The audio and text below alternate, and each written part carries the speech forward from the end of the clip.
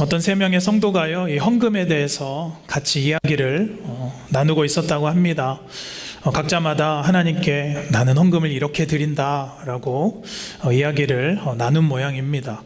첫 번째 성도가 이렇게 말을 했습니다. 나는 하나님께 헌금을 드릴 때 항상 땅에 선을 이렇게 딱 긋고 그 헌금을 하늘로 던져서 오른쪽에 떨어지는 것은 하나님께 드리고 왼쪽에 떨어지는 것은 내가 갖습니다 라고 말을 했습니다.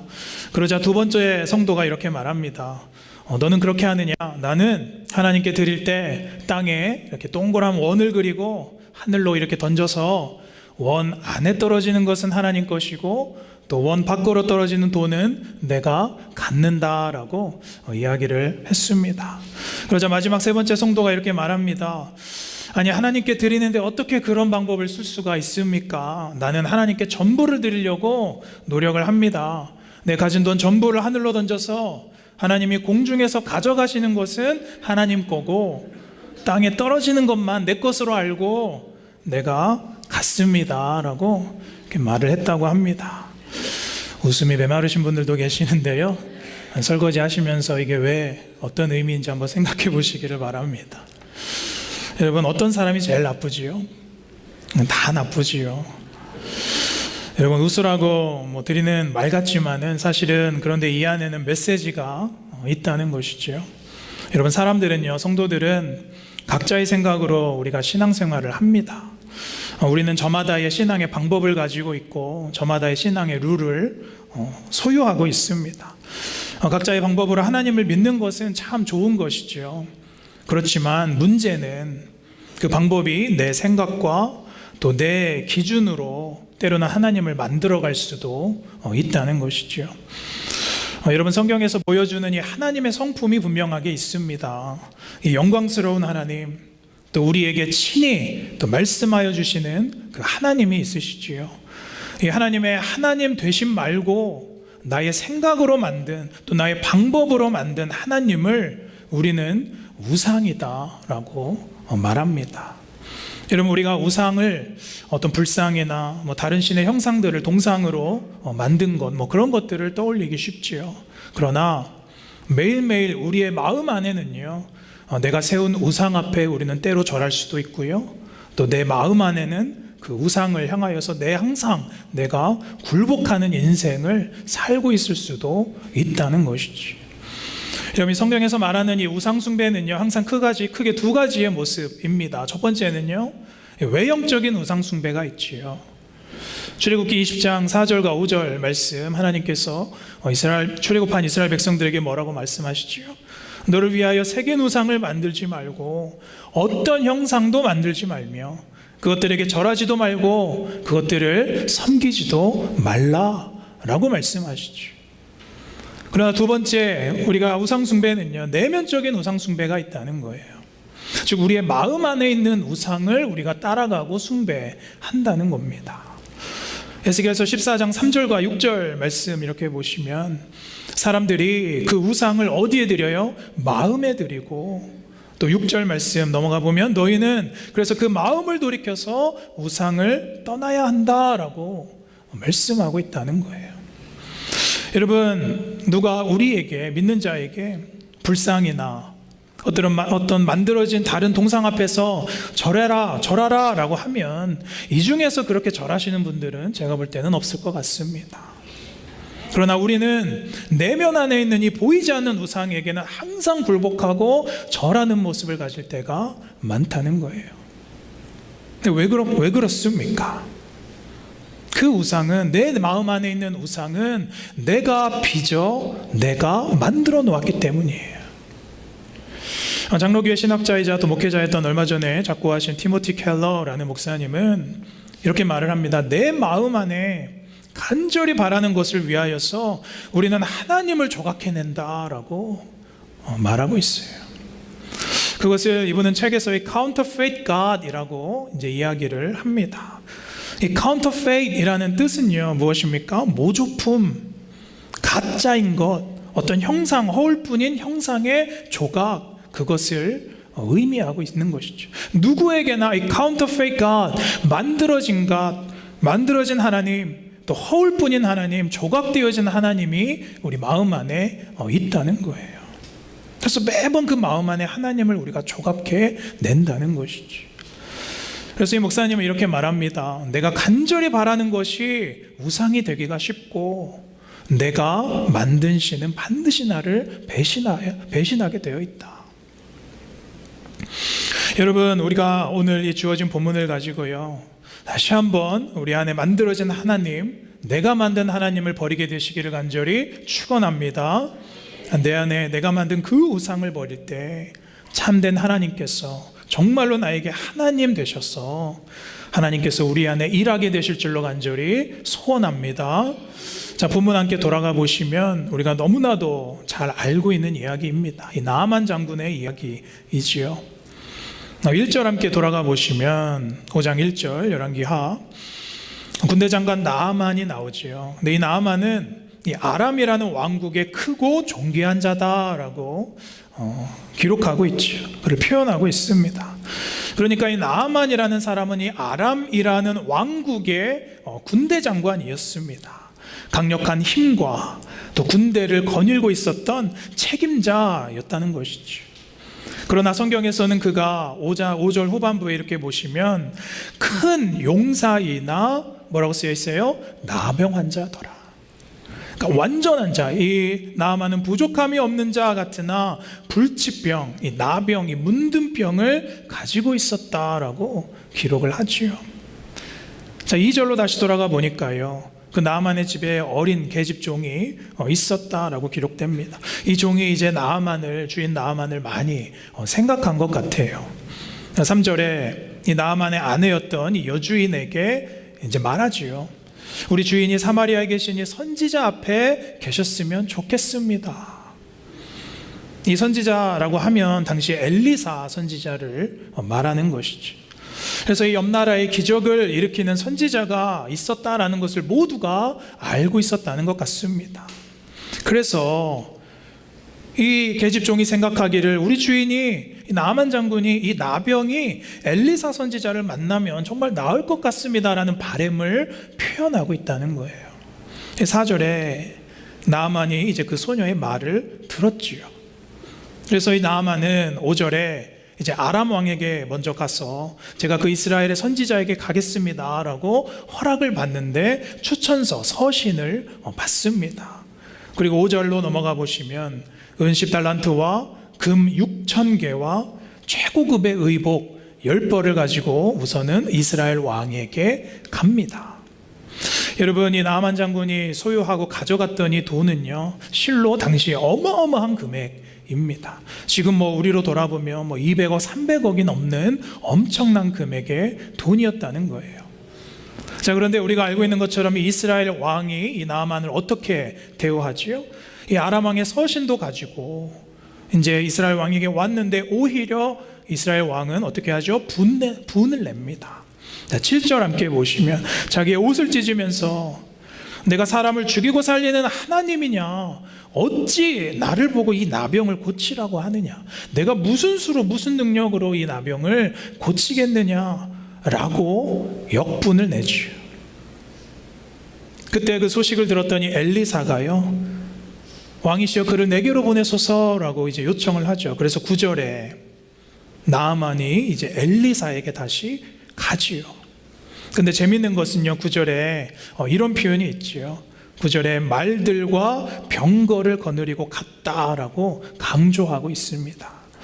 그러니까 나아만의 입장에서는 어떻게 한 거예요? 나 이런 사람이야 라고 말들과 병거를 데리고 위험과 힘을 과시했었다는 거예요. 그러나 엘리사에게도 또 한 번의 문전박대를 당하게 되죠. 자, 10절 말씀 우리 함께 같이 읽겠습니다. 시작. 엘리사가 사자를 보내 너는 가서 요단강에 물을 7번 씻으라. 내 살이 회복되어 깨끗하리라 하는지라. 아멘. 그러니까 이 말은 즉슨 엘리사가 이 나아만 장군을 만나주지도 않고 이해되지 않는 명령을 다시 한번 하고 있는 거예요. 자, 이것이 오늘까지 본문 사건의 이전의 배경입니다. 자, 다시 정리하면 이 아람 왕의 군대 장관은요, 세상의 모든 권력과 모든 힘을 가졌던 인물이었지요. 존귀한 자였다, 용사였다라고 기록을 합니다. 즉 세상에서 인정받고 또 힘으로 치면 누구에게도 지지 않는, 누구도 넘볼 수가 없었던 군인이었습니다. 그러나 그는 지푸라기라도 잡는 심정으로 지금 엘리사에게 간 것이죠. 자, 나아만은요, 이 엘리사라는 그 선지자가 정말 대단하다는 소식을 믿었을 거예요. 요단강 물을 가르고, 또 죽었던 수넴 여인의 아들을 살리고, 또 그리고 수많은 기적을 일으켰다라는 사실을 들었을 것입니다. 그럼 나 정도면, 이 정도의 돈, 이 정도의 힘과 이 정도의 능력과 이 정도의 권세이면, 이 정도의 선물이면 그가 나를 위해서 힘을 써보지 않을까 기대하고 갔었겠죠. 그러나 결과는 아주 굴욕적인 처사를 지금 당하고 있었다는 거예요. 만나주지도 않았다는 거예요. 그래서 엘리사가 10절에 말하죠. 조요단강에 가서 너의 몸을 7번 씻어라. 근데 여러분이 나아만의 입장에서는요, 정말 이 엘리사의 기적과 능력을 믿었다면 엘리사가 그렇게 하면 안 되는 거예요. 그러나 나아만은 그래서 11절 보니까 어떻게 해요? 역정을 냅니다. 자, 우리 11절 다시 함께 읽겠습니다. 11절 시작. 나아만이 와요 물러가되 그가 내게로 와서 그의 하나님 여호와의 이름을 부르고 그의 손을 그 부위에 흔들어 나병을 고칠까 하였도다. 그러니까 지금 나아만이 노하였다는 것은 엄청 화를 냈다는 거예요. 내 생각에는 그가 내게로 와서 직접 나를 마주하고 그의 하나님의 이름을 부르고 그 손을 내 환부에 대고 흔들어서 나병을 고칠까 하였다. 그러니까 나아만의 입장에서는 그렇게 하는 것이 당연한 것이지. 그래서 뭐라고 표현합니까? 내 생각에는. 사랑하는 여러분, 이 나아만의 메시지 안에는 사실 여러 가지 신학적 메시지가 많습니다. 그러나 오늘 우리가 집중하고 싶은 것은요, 이 나아만의 생각입니다. 내 생각에는 이 엘리사가 이렇게 하여 고칠까 하였다 라는 나의 계획과 생각과 이미 자신이 짜놓았던 순서와 시나리오가 있었다는 거예요. 나아만의 권위와 왕의 추천서, 또 자신에게 누구도 함부로 하지 않았던 그 세상의 위치를 보면 이 나아만의 요구가 무리는 아닌 것이지. 일반적인 상식이에요. 그러나 사랑하는 여러분, 하나님께서는 일하실 때에, 역사하실 때에 내 상식을 깨뜨리실 때가 있는 줄로 믿습니다. 사랑하는 여러분, 은혜는요, 내 상식을 벗어나기 때문에, 그래서 나의 공로나 나의 힘이나 나의 어떤 의의가 아무것도 없다는 것을 깨닫게 되는 것이 은혜인 줄로 믿습니다. 그래서 오늘 우리가 이 나아만의 모습을 통해서요, 우리가 두 가지 정도의 내면의 우상을 좀 살펴보려고 하는데요. 먼저는 이 나아만이 보였던 권위라는 우상, 또 두 번째는 그로 인해서 생각으로 고착되었던 내 생각, 내 상식이라는 우상입니다. 그 중에 우리가 오늘 첫 번째로 좀 생각해 보고 싶은 메시지는요, 우리 1번 같이 함께 읽겠습니다. 시작. 내 생각 속에 하나님을 가두면 우상이 됩니다. 나의 생각 속에 우리 하나님을 가둘 수는 없지만 가두게 되면 그것은 우상이 된다는 거예요. 제가 영어로 Not my thought, but your will 이라고 써놨죠. 여러분 12절 다시 한번 돌아가 보시면요, 나아만이 지금 격분했던 이유가 무엇이에요? 내 생각에는, 아니 네가 나에게 와서 내 환부에 손을 대도 모자라고 치료해줘도 모자랄 것 같은데 그렇지 못할 것 같으면 저 더러운 요단강이 아니라 그럴듯한 다메섹 강이 더 나아 보이는데 거기로 가서 씻으라고 해야 될 것이 아니냐라고 말하고 있어요. 지속적으로 나아만은요, 엘리사의 권면보다 자신의 생각과 자신의 상식을 지금 말하고 있다는 거예요. 내비치고 있다는 거예요. 사랑하는 여러분, 우리에게 믿음 없음은 하나님을 내 생각에 가두기 시작할 때 시작한다는 거예요. 하나님을 제한하는 것은요, 우리를 믿음 없음이라고 말하는 거예요. 여러분, 하나님은 통상적인 우리의 생각을 넘어서서 일하시는 분임을 믿습니다. 우리가 하나님에 대해서 가장 무지하고 또 오해하는 것은 무엇입니까? 내 생각 안에, 내 경험 안에 그 무한하신 하나님을 가두어 놓는다는 거예요. 내 경험 안에서 하나님을 제한한다는 것입니다. 내 마음대로 시나리오를 짜고 내 뜻대로, 내 의대로 하나님을 제한하는 것을 우리는 반복하고 또 반복하는 것이 우리의 연약함이다 라는 거예요. 성경에서는 뭐라고 말합니까? 우리 이사야서 55장 8절과 9절 말씀, 우리 다 함께 읽겠습니다. 시작.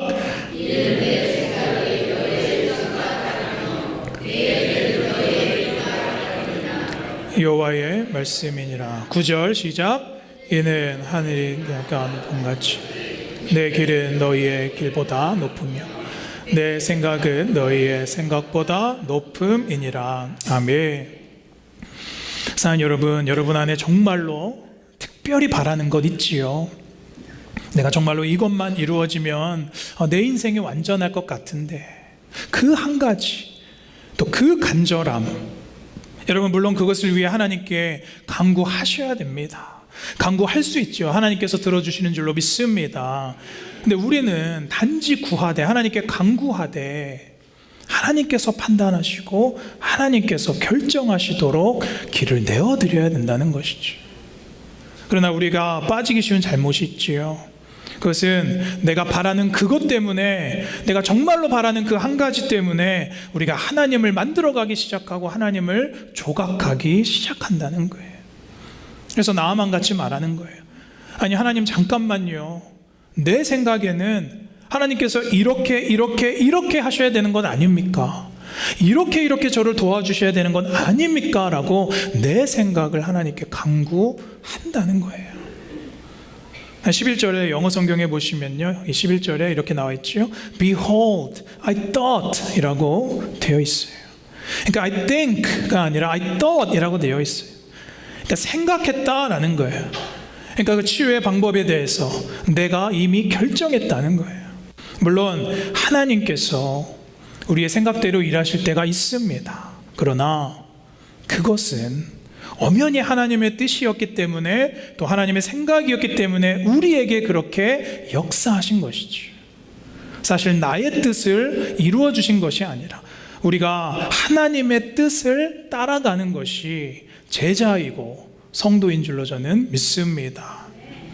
그래서 팀 켈러 목사님은 내 마음이 간절히 바라는 것은 우상이 되기 쉽다라고 말하죠. 여러분, 정말로 우리가 간절하면요, 그 생각이 우리를 잠식하죠. 문제에 휩싸일 때도 마찬가지죠. 그래서 우리가 염려를 하면 그 염려가 꼬리에 꼬리를 물어서 우리를 잠식하게 되는 경험을 우리가 하게 됩니다. 그래서 하나님께서 염려하지 말고 뭐라고 하세요? 간구와 기도를 해라. 왜냐하면 염려도 때로는 우리에게 우상이 되기 때문인 것이지. 내 마음이 바라는 그 간절한 그것, 하나님께서 아시는 줄로 믿습니다. 하나님께서 아시지만, 그러나 내 목적, 내 바라는 것이 하나님의 뜻보다는 클 수는 없다는 거예요. 그것은 우리가 마땅히 깨트려야 할 우상이라는 것이죠.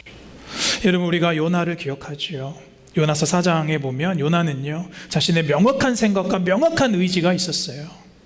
저 니느웨 백성에게 이미 하나님께서 가서 구원을 선포하라 라는 그 하나님의 명령은, 하나님, in my think, in my opinion, 하나님, I thought, 이것은 있을 수가 없는 일입니다.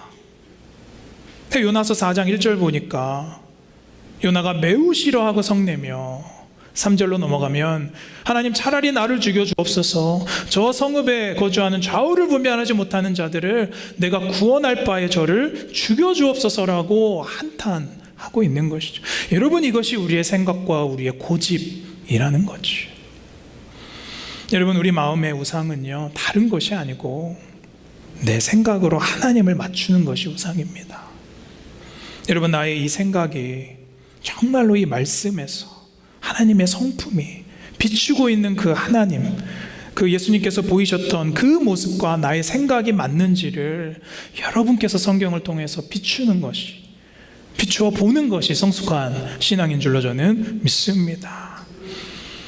여러분 집에 명품 하나씩 가지고 계시지요? 저만 없습니까? 여러분 명품의 기준이 뭡니까? 명품의 기준은 내가 안 갖고 있으면 명품이다 라는 거죠. 여러분 명품을 못 사면 사람들은 어떻게 하죠? 비슷한 것이라도 사려고 해요. 사람들이 왜 이 모조품이라도 사려고 합니까? 대리만족이라도 얻기 위해서 그렇지. 그러니까 내가 가짜 이 모조품을 갖는다라고 해도 사실은 완전한 만족이 없지요. 그럴듯해 보이기는 하겠지요. 그러나 만족은 없지요. 그것이 결국 진짜가 아니라는 것을 알기 때문입니다. 여러분 내가 믿음을 가졌고 또 예수를 믿는다고 하면서 사실 우리 하나님은요 내 뱅크 어카운트에 돈보다도 못할 때가 많습니다. 내가 하나님을 더 의지하지 못할 때가 많아요. 내가 쌓아온 경험보다 하나님께서 못할 때가 많아요. 내가 쌓아오는 지식보다 하나님께서 아무런 힘이 없을 때가 많습니다. 기도라는 것은 내가 정말로 어쩔 수 없을 때 마지못해 하는 것이 되어버린 신앙이 있을 수도 있다는 것이죠. 사실 그러면 우리는 명품의 신앙이 아니라 내 안에 이 조각된 이 모조품의 이 가짜의 신앙을 갖고 있는 것이죠.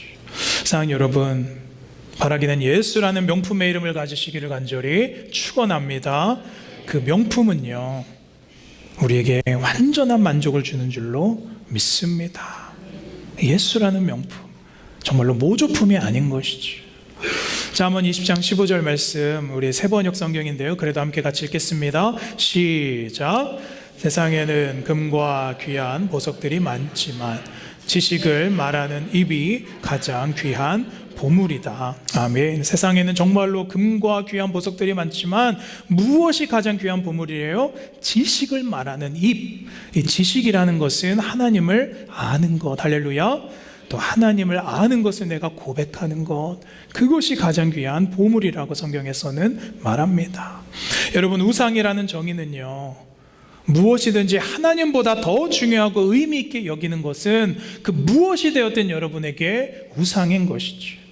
심지어 가정이나 자녀나 나의 직업이나 또 내 돈벌이나 성취나 남들의 평가나 인정이나 내 생각의 가치관이나 그 무엇이 되든지 내 삶에 하나님의 뜻을 나에게 맞추는 것은 내가 만든 우상임을 반드시 기억해야 될 줄로 믿습니다. 그래서 우리는 Not my thought, but your will, but God's will. 내 생각이 아닌 하나님의 뜻을 바라봐야 된다는 것이지. 그래서 내 생각이라는 우상을 깨뜨리시기를 간절히 축원합니다. 자, 두 번째 우리 함께 읽겠습니다. 시작.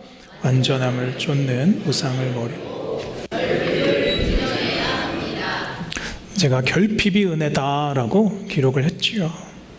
자, 13절 다시 한번 돌아가 보시면 격분하는 나아만에게 그의 종들이 뭐라고 말합니까? 13절. 내 아버지여, 선지자 엘리사가 당신에게 큰 일을 행하라 말하였다면 행하지 않겠습니까? 하물며 당신에게 이르기를 그저 씻어 깨끗하게 하라고 하였는데 라고 기록을 하지요. 그러니까 이 말은 당신이 그 나병을 위해서는 이보다 더 큰 일을 하라면 할 터인데 물로 씻으라는데 안 할 이유가 무엇입니까? 라는 뜻이죠. 그래서 나아만의 마음이 변한 것 같아요. 우리 14절. 이에 내려가서 하나님의 사람 말대로 요단강의 봄을 7번 담그니 그의 살이 어린아이의 살같이 회복되어 깨끗하게 되었더라 라고 기록합니다. 그러니까 성경에서는요, 여러분이 나아만의 심경 변화를 명확하게 자세하게 기록하고 있지는 않죠. 근데 저는 이 말씀을 묵상하면서 이 나아만의 마음에 이런 생각이 들지 않았을까 생각해 봅니다. 그래, 내 삶이 완전했는데, 내가 전쟁에서도 늘 이겼고 승승장구했는데 이 지긋지긋한 불치병이 나를 괴롭히는구나.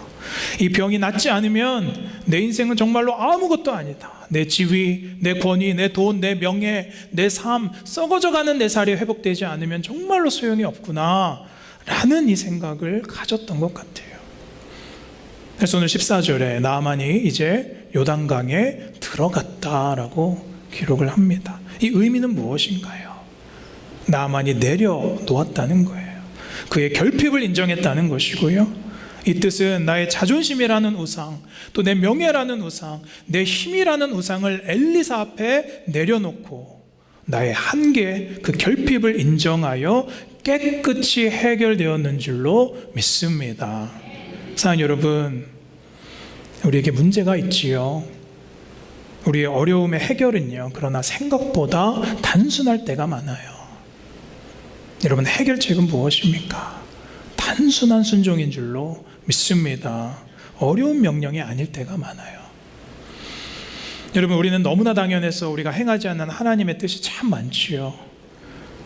내가 완벽해지면, 내 삶이 좀 나아지면, 내가 완전해지면 내가 순종하겠다라는 마음을 갖고 있지요. 그러나 하나님께서 정말로 원하시는 것은 지금 하나님께서 요단강에 물을 담그는 그 순종을 요구하시는 줄로 믿습니다. 하나님께서 우리에게 그 어떠한 완벽함도 요구하시지 않는다는 거예요. 오히려 나아만에게도요, 다 가진 세상의 용사 같았지만 이 나병이라는 결핍이 하나님의 은혜로 말미암아 주어졌다고 저는 생각해요. 왜냐하면 우리가 성경을 보시면 알겠지만 그 결핍이 은혜가 되어서 나아만에게 하나님께서 구원을 베풀어 주셨다는 사실입니다. 여러분, 우리가 오랜만에 함께 따라해 보겠습니다. 함께 합시다. 결핍은 은혜입니다. 우리 한 번 더. 결핍은 은혜입니다. 사랑하는 여러분, 지금 부족한 결핍이 여러분 안에 있으십니까? 상황 가운데 있으십니까? 그것이 은혜인 줄로 믿습니다. 그것이 은혜의 통로라는 거예요. 틴켈러 목사님, 하나님의 은혜를 원하는 사람은 결핍만 있으면 된다라고 전자책에서 말합니다. 문제는 우리가 그 결핍을 인정하지 않고요, 완전해지기를 바라는 것에 있다는 거예요. 그럼 완전해지기 위해서 우리는 내 안에 욕심이라는 재료를 꺼내서 우상을 조각하기 시작한다는 것이죠. 오늘 말씀 5장 1절에 이렇게 기록하고 있죠. 나아만은 큰 용사이나 나병 환자더라. 사랑하는 여러분, 이 반전이 우리에게도 동일하게 있지요. 큰 돈을 벌었으나 하나님을 모르더라. 신앙생활 몇십 년을 했으나 마음에는 우상이 있더라. 그는 목사이나 그는 집사이나 권사 직분을 받았으나 여전히 더 세상을 사랑하더라. 예수를 믿으나 마음에는 여전히 우울과 불행이 있더라. 이것이 오늘 우리에게도 동일한 모습이라는 것이지. 하나님께서 우리의 불완전함을 아십니다. 여러분, 복음은요, 내 부족함, 결핍을 인정하는 자들이 소유하게 되는 줄로 믿습니다. 자신의 한계나 이 결핍을 보이지 않으려 하고 또 완전해지려 하는 자들에게요, 복음은 힘을 잃어요. 틈과 여백이 보이는 분들에게 하나님을 의존할 수 있는 복이 허락됨을 믿습니다. 저는 그래서 돌아오는 9월부터 다음 주부터요, 이 복음에 대해서 제가 좀 나누려고 합니다. 이 복음이 정말로 내가 만들고 내가 만들어낸 복음이 아니라, 내가 생각하는 복음이 아니라 정말로 하나님께서 성경에서 말씀하시고 내 삶을 물들이기를 원하시는 그 하나님의 완전한 복음이 무엇인가, 그것에 대해서 우리가 4주 동안 좀 차근차근 집중해서 나누어 보려고 합니다. 그런데 여러분, 이 복음 안에는 나의 완전함은 없습니다. 오히려 복음 안에는요, 나의 한계가 있고 나의 죄만 있다는 거예요. 그러나 그 한계와 그 결핍을 예수님께서 담당하셨기 때문에 우리에게 완전한 복음이 되는 줄로 믿습니다. 그 결핍을 인정하는 자들에게 예수께서 일하기 시작하신다는 거예요. 여러분, 저것만 있으면 내 삶이 완벽할 텐데, 그러나 하나님께서는 때로 그 마지막 퍼즐을 우리에게 주지 않으실 때가 많죠. 결핍으로 놔두실 때가 사실은 많습니다. 왜 그렇지? 하나님의 방법으로 하나님께서 그 마지막 퍼즐을 끼우시기를 원하신다는 것이죠. 14절에 나아만이 이제 요단강에 7번, 완전수지요, 7번 몸을 담굽니다. 어떤 학자는 침례하였다라고도 표현을 합니다. 완전한 순종, 완전한 새로 태어남을 그 결핍을 통해서 하나님께서 창조해 내셨다는 거예요. 그 나병이라는 결핍이 그 나아만에게 하나님의 구원이 되었다는 사실입니다. 사실 오늘 이 나아만 장군의 이야기의 결론은 우리가 누구나 잘 알고 있지요. 나라는 우상을 포기하고 하나님의 은혜를 의존하는 자에게 새로운 창조와 새로운 회복과 하나님 안에 완전함이 주어진다라는 이 메시지가 저와 여러분에게 주시는 하나님의 말씀인 줄로 믿습니다. 말씀을 정리하길 원합니다. 저희 교회가 지난 6월달, 7월달, 8월달, 3월 3개월 동안 저희 교회에서 신앙도서 읽기를 했습니다. 이 모자람의 위안이라는 책을 선정해서 함께 읽었는데요. 참 많은 분들이 참여해 주셨습니다. 그 책의 전체적인 내용도 비슷하지요. 이 한계 속에서 하나님의 은혜를 우리가 발견해야 한다라는 메시지입니다. 우리에게는 영성의 한계가 있고 또 우리에게는 육체의 한계가 있고 또 우리에게는 시간이라는 한계가 있고 또 우리에게 모든 한계, 하나님 앞에 이 결핍과 한계를 가진 사람임을 인정할 때 하나님의 은혜가 보이기 시작한다라는 거예요.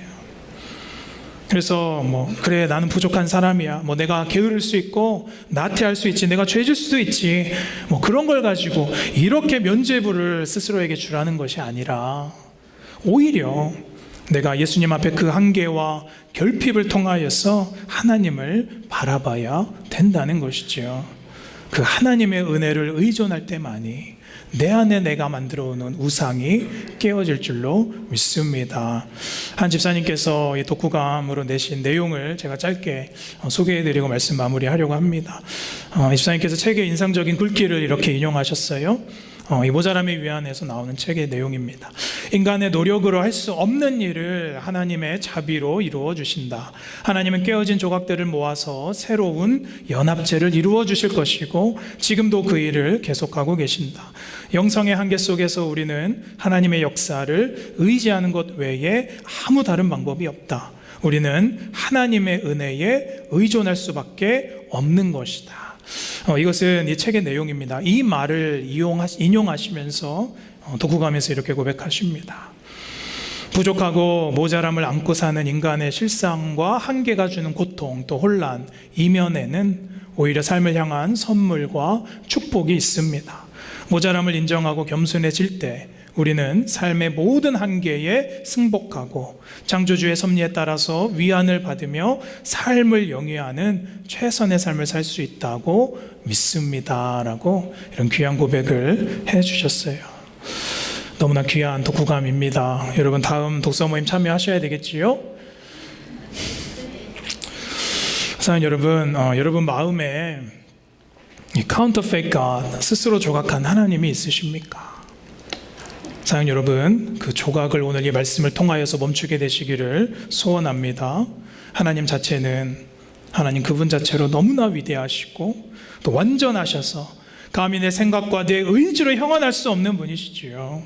우리의 믿음대로도 역사하시지만 그것이 하나님의 뜻이기 때문에 나를 그분의 섭리에 초청시켜주는 것이 하나님의 주권이고 은혜인 줄로 믿습니다.